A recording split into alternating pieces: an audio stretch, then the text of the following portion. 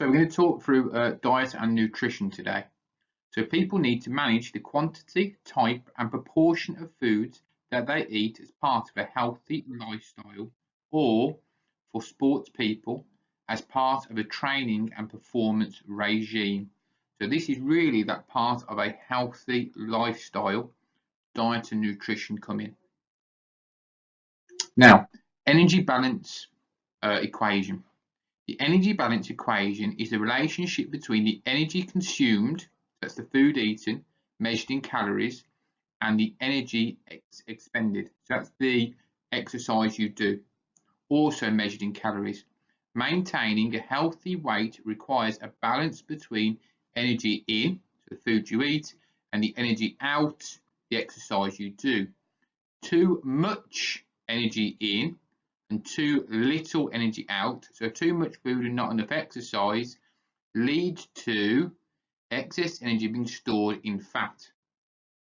Too little energy, so not enough food, and too much energy out, so too much exercise, leads to weight loss, so losing weight. Energy in and energy out do not have to balance every day. The energy equation needs to balance over time for people to maintain a healthy weight. Understanding food, knowing what makes a healthy diet, helps people to manage the energy balance.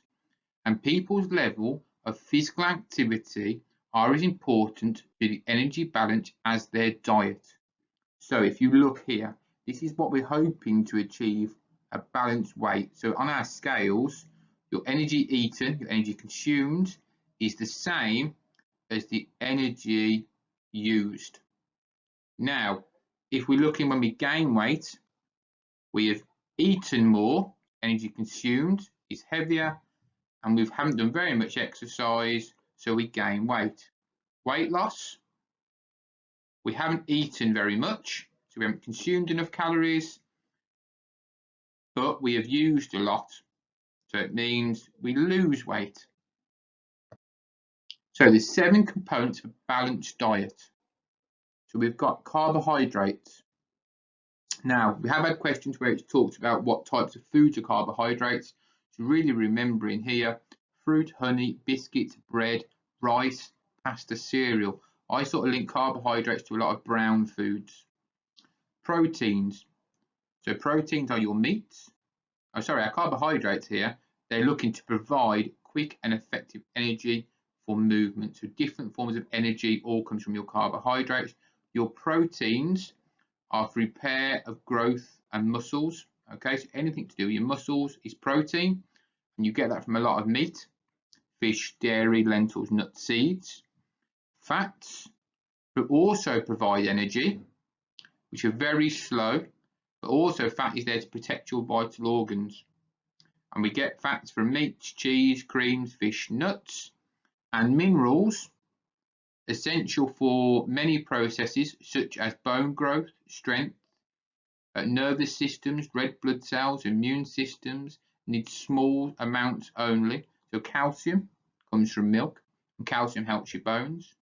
We've got broccoli, iron, meats, nuts, okay, bananas. Bananas are massive potassium.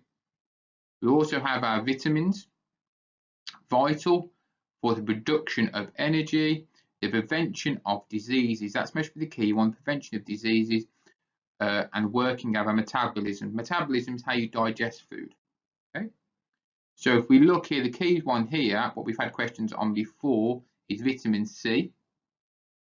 Now, questions what we've got wrong in the past here is when someone says, the exam question will say something like, what food provides us with good vitamin C?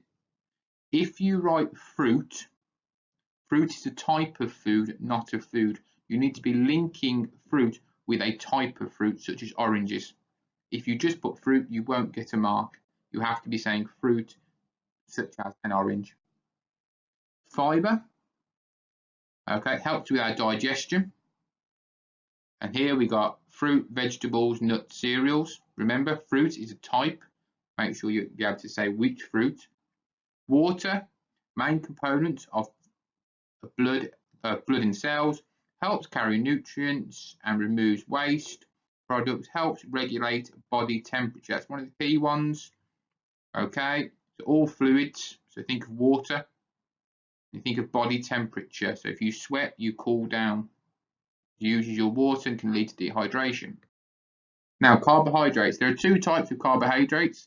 Simple carbohydrates, such as sugars, biscuits and jams.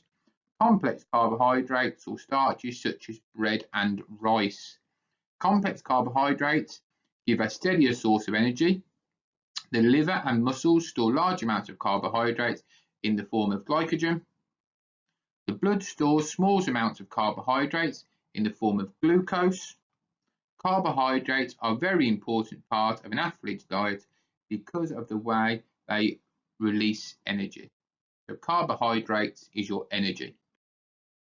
Protein is broken down into amino acids, which are the building blocks of body tissue and are necessary for the production of hemoglobins in the blood. Protein is also an energy source, but it is much more difficult to use than carbohydrates or fat.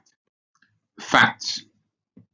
There are 4 types of fats: monosaturated fat, such as oils and peanuts; polyunsaturated fats, such as oily fish and sesame seed; saturated fats, such as sausages or butter; trans fats, such as cake and takeaway food. So remember these 4 here. Mono and polyunsaturated fats provide essential fatty acids and help maintain a healthy cholesterol level. Saturated and trans fats increase the cholesterol level. So that's the difference. Saturated and trans fats increase the cholesterol level, where these 2 here reduce it. Okay, they maintain a healthy cholesterol level. Fat is a major energy source for low intensity endurance exercise. It takes the body longer to break down than carbohydrates. So if you think here, fats, very good. If you think of low intensity cardiovascular exercise, that's what slowly breaks your fat down. Minerals. There are 2 types of minerals.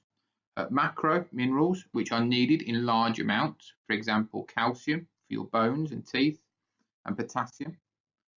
Trace elements, which are needed in very small amounts, such as iron and zinc. Minerals can be lost through sweating, so a sports performer's diet should ensure minerals are replaced to maintain good health. Iron is a very important mineral because it's an essential component for your hemoglobins, your red blood cells, which carry oxygen in the blood. Calcium is essential for healthy bones and teeth. A deficiency in calcium means a greater chance of osteoporosis and bone fractures, so breaking bones. Potassium is a mineral which aids muscle construction. Okay, so remembering here these 4 key bits. Be able to give an example of the food as well. Okay, so be able to link, for instance, calcium with milk. Vitamins. The body cannot produce vitamins apart from vitamin D, so a healthy diet should include them. Vitamin A is needed for a good source of vision and healthy skin. Vitamin V is needed for energy production and stress reduction. Vitamin C is needed for fighting viruses and healing wounds. It also keeps skin and gums healthy. Vitamin D is needed to build bones and teeth. Fibre. Fibre has no calories but adds bulk to our food, which aids digestion and absorption.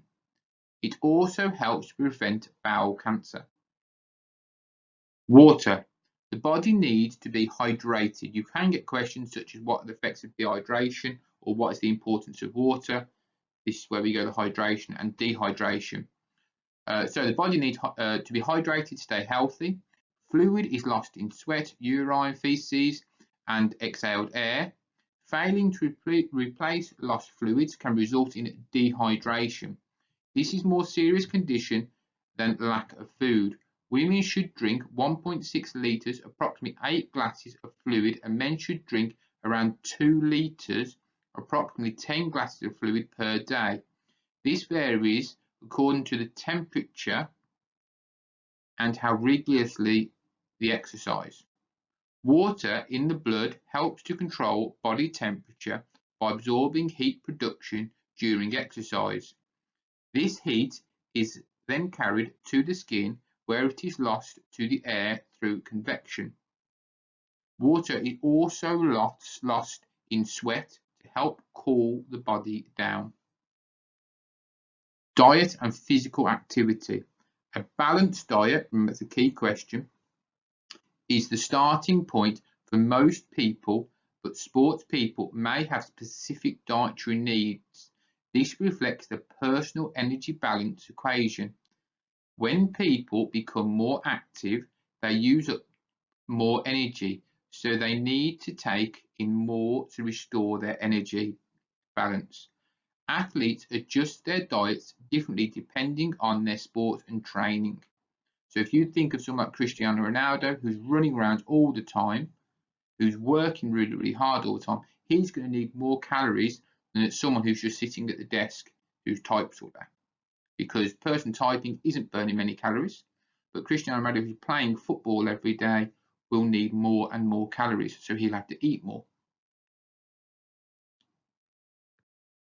How much to eat? On average, men need around 2,500 calories a day, while women need around 2,000. When athletes are training intensively, this may increase to around 5,000 calories a day. To calculate how much energy the body needs, the following equation may be used. So we got base metabolic rate is the amount of energy needed just to keep your body system working normally. How or physical activity levels is the amount of energy needed for any activity, sporting or everyday, such as housework. A big athlete, such as a shot putter or rugby player, will have a higher BMR. A runner or a cross-country skier will have a higher POW. When to eat. So before exercise, eat a meal at least 2 hours before exercise to give the food time to digest. Include plenty of complex carbohydrates, fluids for hydration. During exercise, small but regular drinks, glucose-based sports drinks, and easily digestible carbohydrates may be consumed in small quantities if the exercise lasts more than an hour. If you think a marathon runner may have to take on small, easy digestible carbohydrates in order to keep them going. After exercise, eat carbohydrates within 15 minutes if possible to restore your glycogen levels, and drink to replace fluids. Carbohydrates and protein should be eaten at least within an hour of exercise to help your muscle repair and replenish your energy stores. Carbohydrate loading. Carbohydrates provide energy. The complex carbohydrate starches are stored in the body as glycogen and are converted into glucose when the body needs more energy. Carbohydrate loading is a technique used to increase the stores of glycogen in the muscles before an endurance event. So think of a marathon runner. About 4 days before the event, the performer gradually decreases training levels and increases the amount of carbohydrate eaten. Performers such as distance runners and cyclists, triathletes and cross-country skiers use this technique. So they're building up the level of carbohydrates in their body, so when it comes to exercise, they've got stores to call upon. High protein diet. Protein build tissue, including muscles. Athletes who want to build up their muscles during strength training sometimes eat high protein diets. This includes obviously strength training athletes such as weightlifters, but also includes endurance athletes who want to repair or prevent torn muscles. The value of high protein diets is debatable. Athletes do not need much more protein than any other people. proteins are difficult to digest and it does not automatically turn into muscle. Athletes still need to do strength training, which is fueled by carbohydrates.